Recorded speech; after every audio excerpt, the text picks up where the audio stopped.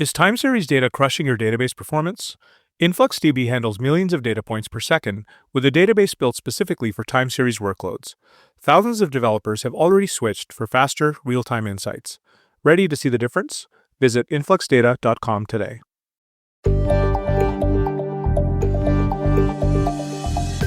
Hello everybody, I'm Olivier Pop, an InfoQ editor, and I have in front of me Andrew Lamb, one of the developers that helped with the transformation of InfluxDB, the whole rewrite that brought us 3.0. Given that they changed their language, their ecosystem, we were really curious to see why. Why Rust mainly, because that's the language that they chose together with the whole different stack. So Andrew, please introduce yourself and then let's get started. Yes. Hello, my name is Andrew Lamb. I'm currently a staff engineer at InfluxData, and I've worked now 5 years professionally on Rust. Prior to that, I worked for another 15 years professionally, and I mostly with C and C++ on databases and other low-level systems. And I think also recently I've been working a lot on Apache Arrow and Apache Data Fusion, and I'm on the PMC chairs for that. But yeah, I've been super excited about Rust. I'm very happy to tell you all about it. You mentioned that you have 20 years of programming career, 15 years C, C++, that is normally the choice when you're discussing about database engines. And then the last 5 years around Rust. And more than that, you mentioned that you are a maintainer of 2 open source libraries from the Apache Foundation. So it means that you really live and breathe these things. So everybody says that Rust is a whole different beast. It's different than everything else that's out there. What's your feeling? I came to Rust because I needed, like at the point of my career when I joined Paul and at Influx, I needed a job that I could program again. And Paul basically said, we're going to do it in Rust. And so that's why, from my perspective, we did it in Rust. Because Paul said, so I just joined it. I needed a programming job. And at that point, to be honest, I thought it was a hipster language, right? Like I'd seen a bunch of people talking about it, and I'd been to some early meetups, and there were like far too many ampersands in the examples that we showed. And there was something about a borrow checker.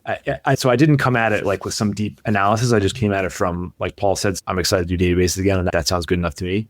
But over the last 5 years, I've come to really love it. And I think now I'm a true believer, basically. And I can look back and I think I can articulate the things that have made it seemingly wonderful to me. Because when you're first starting out with Rust, basically the pitch from the Rust fanboys, or fandom is, once the Rust compiler compiles, you never have to chase down race conditions or crashes again, right? And sometimes I'll talk about memory safety, sometimes I'll talk about whatever, but like to me, those are the core things that were super valuable about Rust, is that it really does live up to those, and those are broad claims, right? You don't really know until you spent a while trying to build a real production system. But over the 5 years that I've been doing this professionally now, I've chased, I think, maybe one memory bug, like depending on how you count. You could even argue it's not really a memory bug, and 0 race conditions. And compared to my previous experience in C and C++, it's just like night and day. Like I spent significant percentages of my time chasing down bugs of those classes, right? The really tricky ones, right? Where like you're beaten on database for 3 days and it crashes after 3 days, right? Now you got to go figure out what's wrong. And it turned out to be some, weird use after free or whatever. And in Rust, we've had none of that. So that to me is the core value proposition for Rust. There's a lot of other things that people talk about, and maybe you like how it looks more functional, maybe you don't, blah, blah. But like at the end of the day, I think the reason it's catching on is because you can get C, C++ like performance with far better productivity. It basically has modern tooling, and you don't have to chase down the race conditions or seg faults or whatever. I know that you mentioned a lot about performance versus productivity. So in the end, effectiveness, either on the execution of the programming side or you as a developer, how you run things faster. Let's frame that a bit. How do you measure productivity and how do you measure performance? I'll start with performance because that's the easiest thing, right? So performance is how fast you can get the program to do whatever you want. And these days that involves multiple cores. You can efficiently split your work up and use them effectively. And the other one is just the raw computational efficiency of your low-level code. And so in the context of databases, performance often boils down to like how much you're not going to copy memory around, right? Or like being very careful about not recopying things and not doing too many allocations and sort of that low-level memory management layer, which is why I think Rust ends up being a very good choice for databases, because you, unlike a bunch of managed languages like Java or even Golang, like you can go so far with performance, but then at some point to get the next 20, 30, 40% of performance, you basically have to stop copying memory around. You just need to be more careful about how you're doing it. And that is when languages like Rust or C++ really come into the bench. So, and also under the covers, Rust uses the same underlying compiler infrastructure that C++ does, right? So like you got Clang, which eventually the thing that's generating the code and doing all the optimizations and doing auto vectorization and stuff, like that's LLVM. And Rust is basically the same thing. It's just the front end is different, but then by the time it's generating code, you've got all the same optimizations and years of investment that have gone in. So that's the performance aspect of it. So from everything I've seen, there's, basically Rust and C++ generate basically the equivalent code. You got to work at it a little bit sometimes, but I've never found a place where it's like, oh, I just can't make Rust go that much faster, right? You can always basically drop into doing whatever you could have done with C++. Okay, so to just sum up the points that you had, first of all, what you're saying is that Rust is solid from the point of view or where other languages failed from, segmentation fault, all these problems with memory and all the bugs, all the crazy bugs that are just, you don't know why is it working or it isn't.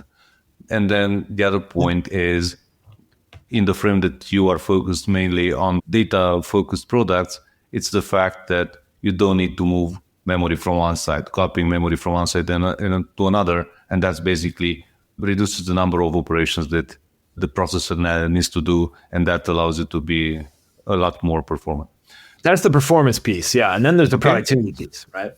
Maybe I'll just tell you some like horror stories of what I went through in C++, and then we can talk about, and I'll tell you the equivalent in Rust, right? So like horror stories in C++ involve like, well, let's start with the build system, right? I don't know if you ever had the joy to mess around with the C++ build system, but I certainly spent a lot of time using like make files, right?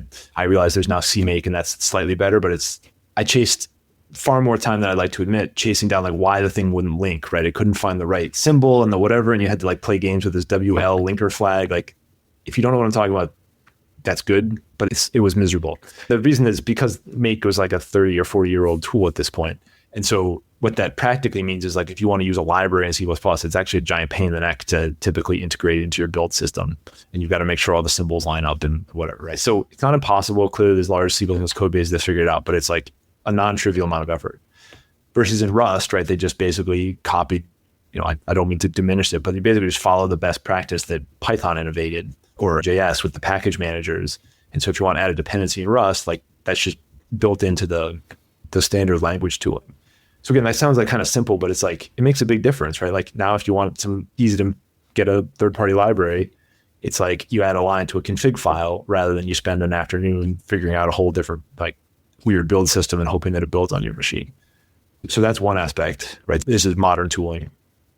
And of course, Rust also comes with similar things. I think C++ is mostly caught up, but it has integration with all the IDEs and autocomplete, and it has a formatter, and it has the unit test framework stuff built in, and it's got the documentation generator. Again, like all this, you can get this stuff in C++, but you got to like pick and choose which parts you want, and some projects use stuff differently. So I think just having that ecosystem and the modern tooling, that makes a big difference.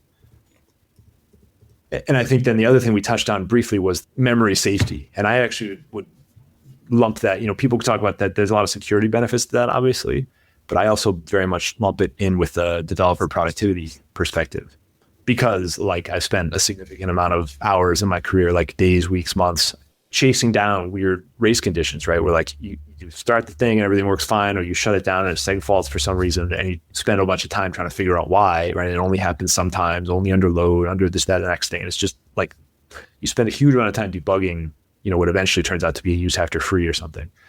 And yes, there's structures in modern C++ that make that less likely, but you have to know how to use them. So it's been night and day. Like instead you get with Rust is the compiler will sit there and complain at you. Like you just can't, there's certain patterns it just won't let you do. Provide two different ways to change the same object, right? Like in some ways it's pretty simple. It just doesn't let you do patterns that could be dangerous, not have to be dangerous, but could be dangerous. But because of that, it rules out a whole class of bugs. It's been amazing. It's very frustrating the first 3 months because I had patterns that I'd done in C++ for 15 years.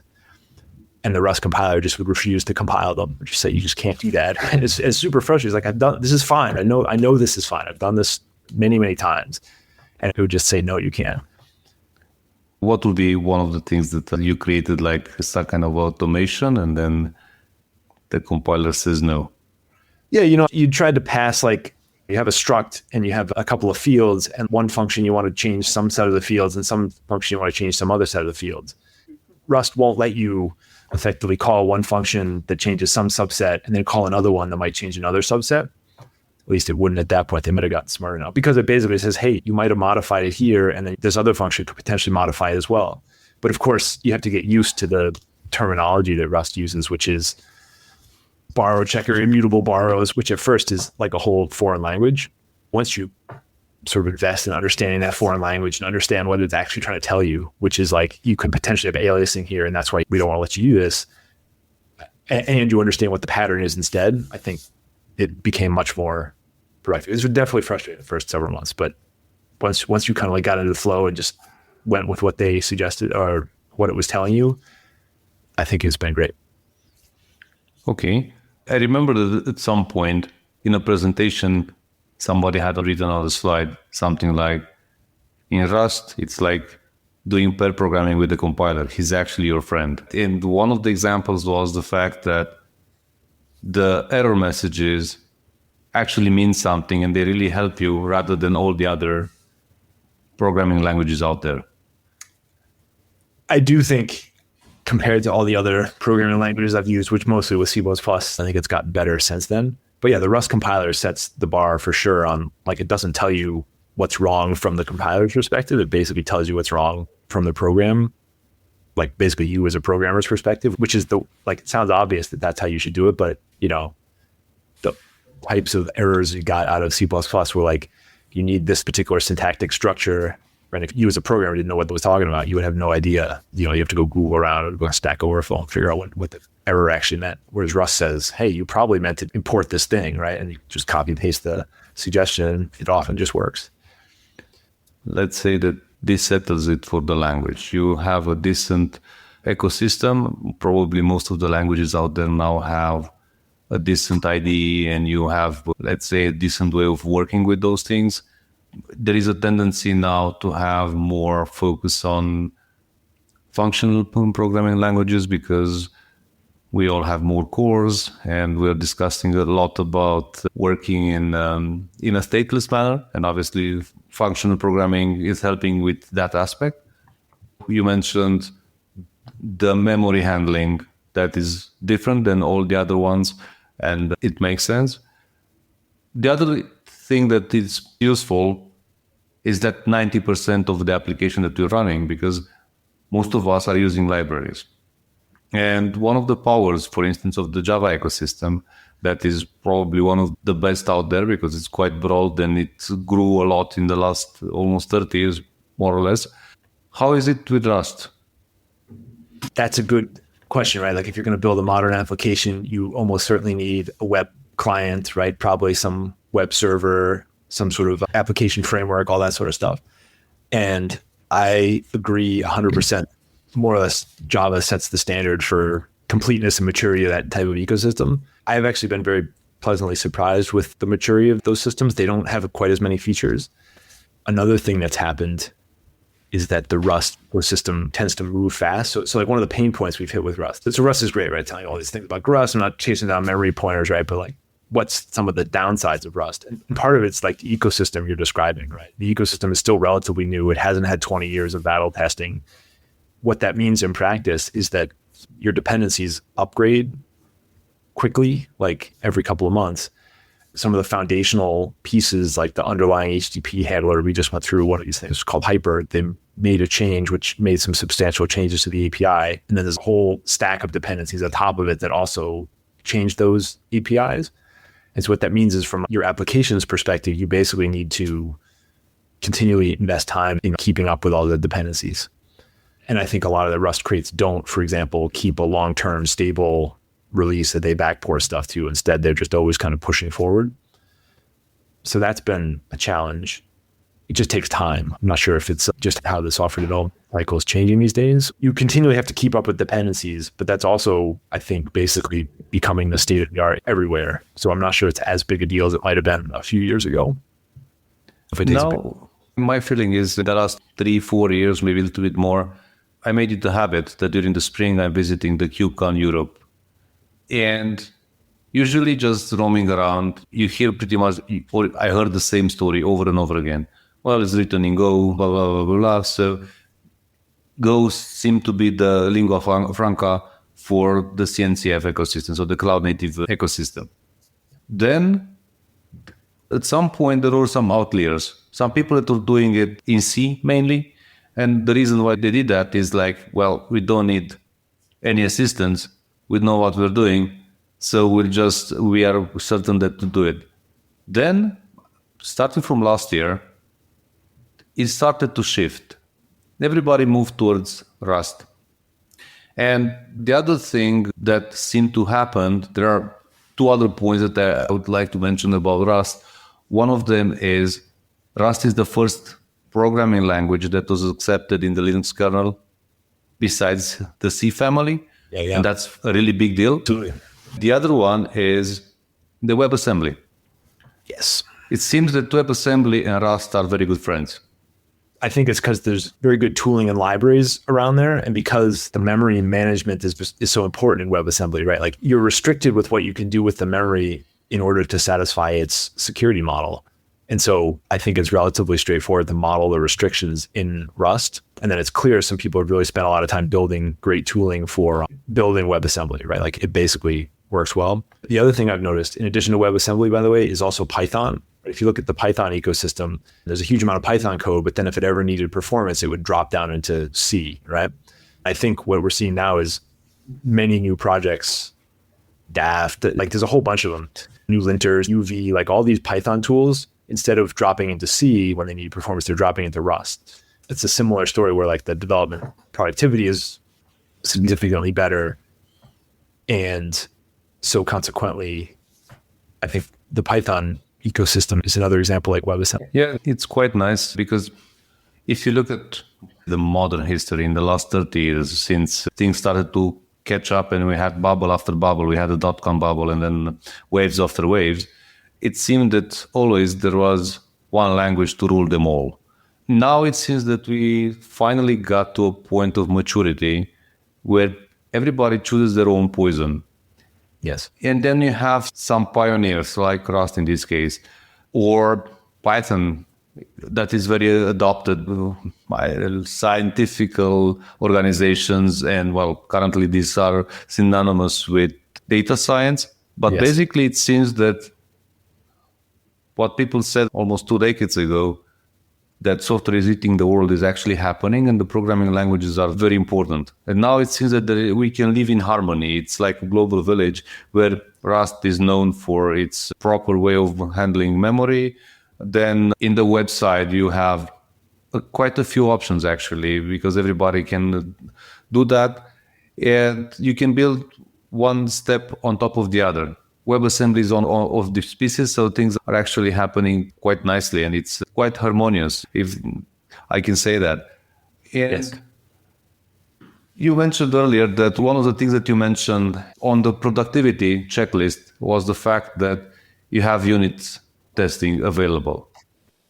How is a basic experience of a programming day in Rust? I'm thinking that at points when I'm exploring stuff, rather than staying with pen and paper and just thinking about the architecture, I start coding and then I'm doing all this TDD. Yeah. And things evolved. How easy it is for you to do that? Or how would you approach the problem? I think it's super easy because you don't have to add any new dependencies into your project. You say, hey, these are tests. And then there's a built-in test runner. So you can do like cargo test, whatever, and it'll run your tests. Which again, like it's nice that you don't have to configure that and you don't have a choice really. There are other test runners, but people almost always use the built-in one. And then there's like built-in sort of assertion macros that you can put in that will generate nice errors when they fail. So the tests end up looking very, very straightforward. Yeah, so it's been, it's basically like exactly what you'd expect. There's nothing fancy, there's no hidden things. It's just very, very simplistic. They allow Rust things in the Linux kernel. Now why is that? Partly it's because of this memory safety thing. But I think there's a broader point too that's important given how software is developed these days, right? Which is that there's giant piles of open source software that underlies almost every modern application. And when you have a giant pile of C++ code, especially performance critical ones where it's manipulating memory with low level APIs, in order to ensure that like a change to those, like the Linux kernel, right? In order to ensure that the change to those code bases doesn't cause memory problems, right? Like that there's not an inadvertent use after free or bounds overwrite or something, actually takes quite a bit of skill on the part of the reviewer, right? So like in order to evaluate the memory safety of, forget about all the functional stuff, but just the memory safety of a patch in C, I believe is quite a bit higher than if you're using Rust, which is basically because the compiler will tell you if there's something wrong. And so the fact that it compiles is already done a bunch of the work, versus in C, you basically have to have an expert who knows the code base, understands C, and then can evaluate the patch in terms of the safety. So what I think that does is that effectively lowers the effort required to review those patches. And so therefore, given the most open source projects, I think the limiting factor is maintainer capacity, right? Like the amount of time people have to review PRs. The fact that Rust lowers the barrier, like basically lowers how much effort you have to put into a review, makes the open source projects more effective and efficient. Like, this data fusion thing that we built InfluxDB3 on, right, in Arrow, is pretty low level database stuff, right? There's a lot of like finagling in there with memory. And if you told me 15 years ago when I was working on C++ based databases that random people from the internet would show up and provide patches that did low-level operations that you'd have to spend evaluating and making sure that wasn't introducing problems is very, very high. Versus now, I feel like anyone can contribute. We look at the PR compiles, right? And we're quite confident it's not going to introduce some memory problems. So in my mind, that it makes the open source more efficient, but what that effectively does is it also opens the contribution doors to that many more people.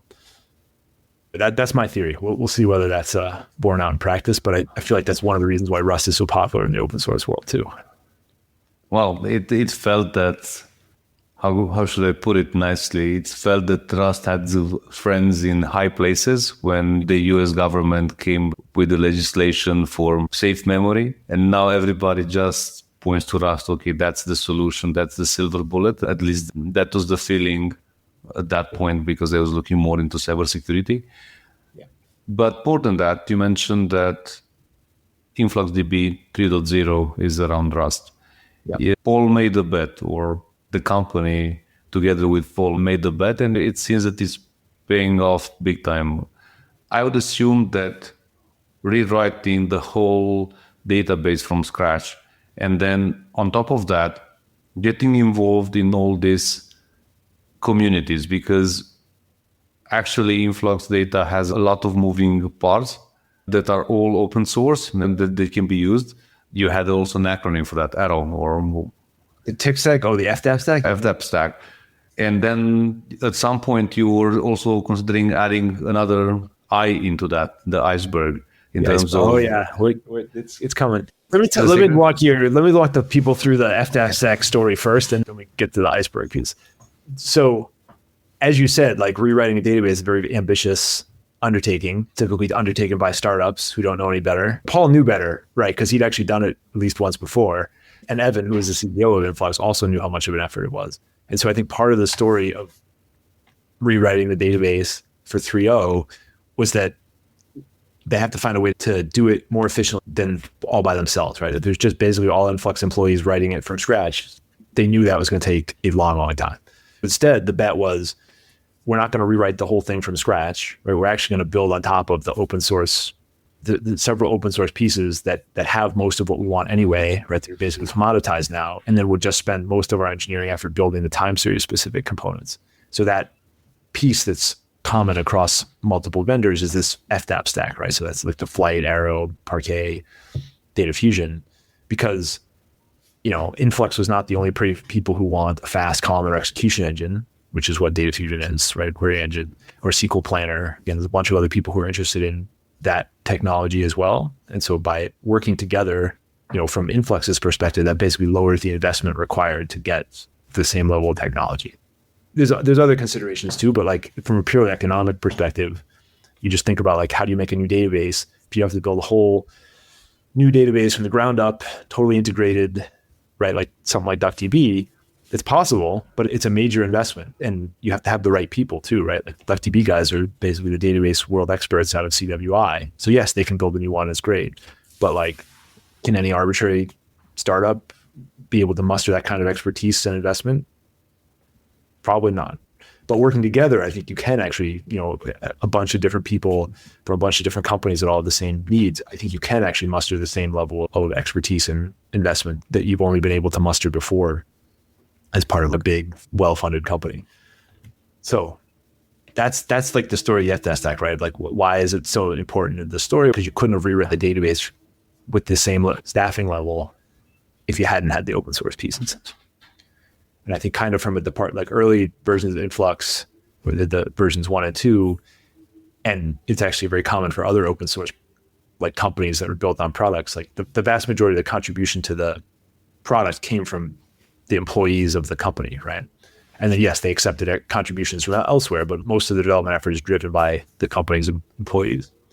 Versus that's not the case with Arrow or Data Fusion. Like that development is driven by, I certainly help, but there's a lot of people from other companies driving that forward. And it's not like, partly because it's a library, not a product. So I think the economics and the dynamics of those projects are quite a bit different than the original InfluxDB 1 and 2. Okay. But still, you started the rewrite, and well, it was a big endeavor, that's for sure. New programming language, new ecosystem, a handful of new libraries, because most of them were just getting started at that point. I'm sure that not everything went very linear.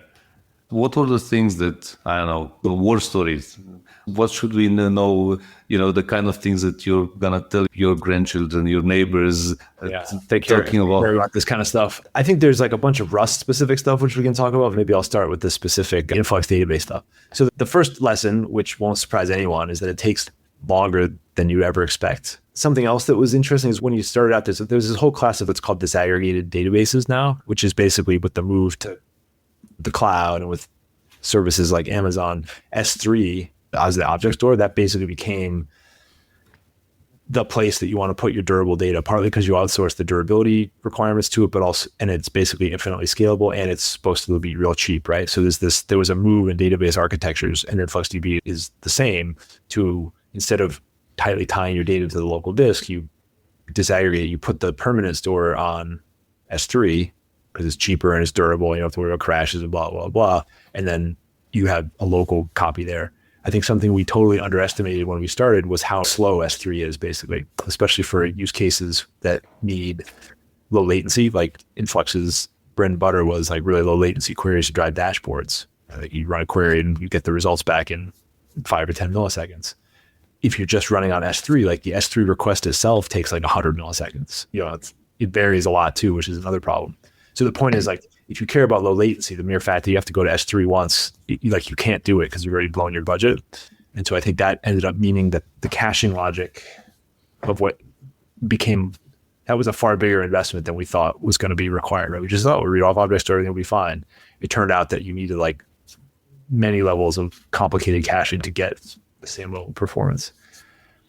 So that was one lesson learned. I think now it's much more well understood, the trade-offs of things like S3, but it turns out it's not as fast as you think, and getting it to perform really quickly in low latency is actually quite a bit of an engineering effort. Looking now at the project, so FLAP stands for Flight, if I remember correctly. Yeah. Apache Arrow Flight, Data Fusion, and Parquet, right? Yep. And then Arrow is written primarily in C++. Well, Arrow is like a memory specification. So there's client libraries written in a whole bunch of different languages, including Rust, right? So there's a native Rust implementation of it, which is what Influx uses. It all goes down to, like, if you want to build an analytic database, right, with all this low-level fancy technology, there's a variety of patterns that have emerged over the last 15, 20 years in database systems, right? Like, I know because I worked at this company called Vertica, which was an early adopter of this stuff. But basically, people have now realized the way you write fast analytic systems is you build them using column. Instead of putting data in rows, you put it in columns. The reason is because by putting it in columns, it's much more amenable to the modern like SIMD architectures. You build this vectorized database and you use column-oriented file formats and blah, blah, like there's a handful of things like that. Rather than re-implementing that over and over again, since the pattern is basically the same and well understood and been implemented like in 3 generations of systems. By the way, all the Hadoop stuff use similar technologies and techniques. If we can just build a common library that implements those pieces and then people build the specialized stuff on top of it, that's a much more efficient way to go. So Arrow is a piece of that sort of composable data stack in the sense that because you're representing data in memory, you have to have a representation in memory of data in order to process it, right? Like you need to operate on it. Compare, look for a string, add it together, whatever you're doing with it. And so in these columnar vectorized engines, like you basically have arrays, right? So you have an array of numbers. Those are the columns that then you need to do computation on. And so the point of Arrow is that the in-memory layout of the data across different systems is pretty similar, right? Like there's not that many ways to represent an array of 64-bit integers. But the details are important, like what's the alignment? How do you represent which ones are nulls or not, right? And so the specifics maybe are less important for performance, but the fact that everyone agrees is important for interoperability. And likewise for strings and for whatever. So Arrow is basically this common memory format. It was originally designed for interchange so that Python programs could easily just sort of transfer data back and forth between each other without having to copy it and transform it from whatever format. Pandas especially was one of the big ones. But what actually happened is once people standardized on those memory layouts, you could then invest a whole lot more time in like geeking out about making individual operations on those memory layouts much faster. So there's like been a whole huge host of effort that's put into the Rust implementation of Arrow to like make adding to arrays really fast, make looking for strings really fast, make implementing regular expression matching really fast. I don't think it's explicitly part of the Arrow specification, but the fact that it was a spec and that a bunch of people can use it and therefore can also contribute back to this implementation means that you end up with this library of very high quality and high performance kernels, which again, like any individual company probably couldn't afford to build all by themselves, but together we can. Let me take a step back now. So I was just thinking while listening to you that a lot of conversation that you have normally when discussing about the programming language, you have the language itself, and then you have the patterns that were developed around it and the best practices. And then on top of the best practices, you start having linters. Basically, you have a full pipeline of things that normally go into continuous integration that allows you to have a trunk that has a given standard. Is that the case also with Rust? Because you said that the compiler is so strong. Do you need anything else besides the compiler? Yeah. So, I mean, Rust has a linter or like a formatter, right? I don't know if how many of your listeners are old enough to remember like the time. I still remember early jobs where we'd like argue about how the freaking braces, like where the braces went on what lines. Like, and at the end of the day, like the conclusion I think was no one really cared. Well, some people care, like, but it really didn't matter as long as everyone was consistent. Like that was what mattered. And so since Rust sort of came of age when linters were a thing, or people figured out what those were, it just includes one. It's called Rust. It has a Rust format one, which is the lexical piece, and it has something called Clippy, which is the like best pattern practice kind of things that are built into the language, and basically everyone uses them because they're already there. Clippy's kind of, it's definitely opinionated, but at the end of the day, like you just follow it, you do what it says, and it's like, okay. You just get used to it. It's fine. Yeah. This is the Clippy that comes from old Microsoft Office. Just change jobs, change companies. It's very unclear why they chose Clippy, right? And like that parallel has been drawn before, and maybe they needed like a lovable mascot to hate or something, right? Like because winters will always bring that out in people. I don't know. Okay. Is there anything else that you didn't touch upon and that we should have from the why Rust and why Rust for the database space? Oh yeah. Well, if I may, I'll just get on my soapbox for a few moments to talk about Rust async, because I think it gets an unnecessarily bad reputation. I think it's phenomenal. Let's put it that way, or at least phenomenal compared to everything else that I've ever used. So the idea is if you want to do high performance network IO, right, in basically any language, but Rust included, the way you set that up is when you're going to go do a network call, you can't block waiting for the network to respond, right? Like you send a message, you wait for the response, but then you don't want to tie your thread up just like busy waiting for the response to come back on the network. So that's like the high level primitive that you need. So the way Rust implements that, it basically is a cooperative scheduler, right? Like, and it's built into the language, but it looks like you're a network call and there's some keyword called await, and it just does. But under the covers, what Rust does, it literally generates control, like a return from the function, returns back to the currently running scheduler, and will basically set up a callback with the appropriate marshaled state to call you back when the function is ready. So from as a programmer's perspective, you just write straight line code, right? And then, but what's actually happening on the covers is your cooperative returning control back to the scheduler, and then it's calling you back when the data is ready, right? The fact that that's built into the language is a huge deal. I think JavaScript has that. Obviously, it's always had it, and it gets wrapped in the API is something called a future, which is like a promise in other languages. The problem with the Rust implementation, well, maybe one of the problems is you immediately get down to the guts of the polling and some stuff, which isn't worth. So it feels very complicated at first, but I feel like once you understand the alternative of what you'd have to do, the Rust model is super great. In fact, I think it's so super great. We used it for actually scheduling, like doing CPUs scheduling in a database as well, which is not typically what you would use something like async for, right? You use async for network, and then you'd have some other separate system for thread processing. Now, since I've actually implemented more than one thread scheduler in my past life, I'm so embarrassed to admit, like they're really hard to get right. They're hard to tune. Like you get them working 99.9% of the time, but then they'll have weird problems on shutdown and race conditions, all sorts of terrible things. The Rust ecosystem includes this phenomenal multi-threaded work stealing scheduler called Tokyo. I think you can use that both for the network stuff, which is great, but also because it's so high quality, you can actually use it you can use it as a separate thread pool for CPU bound tasks as well, right? Because basically in database, you have the same basic idea where you're trying to do cooperative scheduling, you do some work, and then you got to return control by schedule and let it figure out what the next thing to do is. I've been quite pleased we were able to work that pattern into the Data Fusion code base. So now all the CPU work is done on Tokyo thread pools as well. And you have to be careful not to run the same work on the CPU bound task on the same thread pool as the IO bound task, which takes a little finagling. But at the end of the day, like the fact that you get built-in support in your language for like doing these continuations is, I think, really mind-blowing when you think about what it's actually doing. It's mind-blowing compared to the alternative. If you have to write it yourself, like that's when you realize how nice it is. And having done it myself a couple of times, it's very nice. So anyway, I love Rust async. It's very good. Yeah, it seems like that. So basically what I'm hearing from you is that it's a tool is more or less a one-stop shop.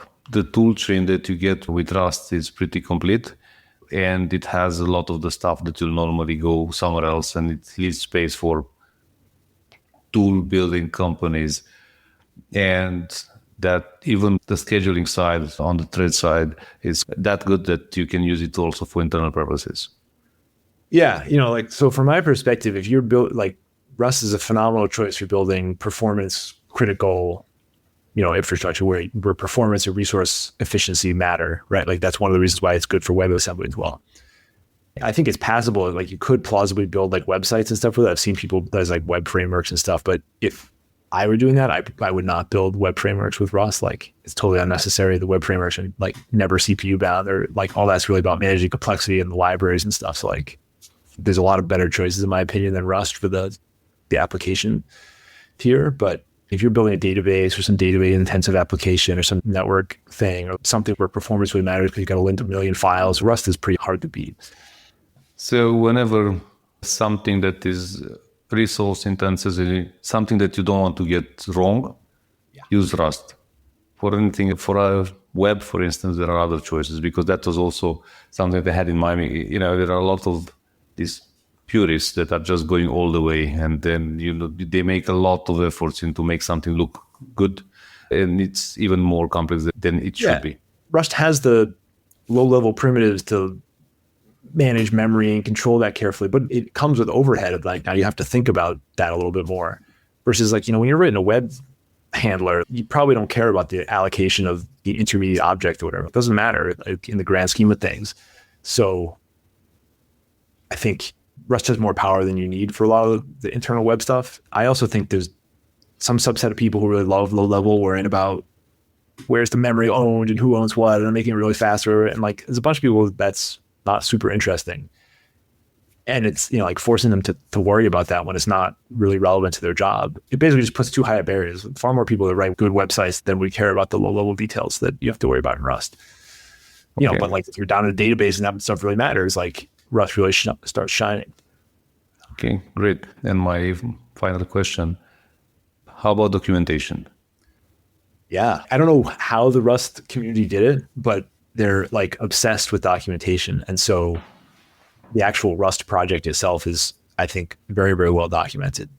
There's the Rust artifacts, right? The standard library and the compiler and stuff that's all well documented. And then there's the overarching sort of community and like how the Rust community decides what to do and communicate about status of their project. I think the Rust people have really done a phenomenal job of being open. And like, if you want to know what the current status of anything is, you go read pages and pages of stuff on GitHub. And I think actually that's basically best practice for open source communities these days. Like the Apache Software Foundation seems to be very popular for many projects these days. I've now been involved in it for many years.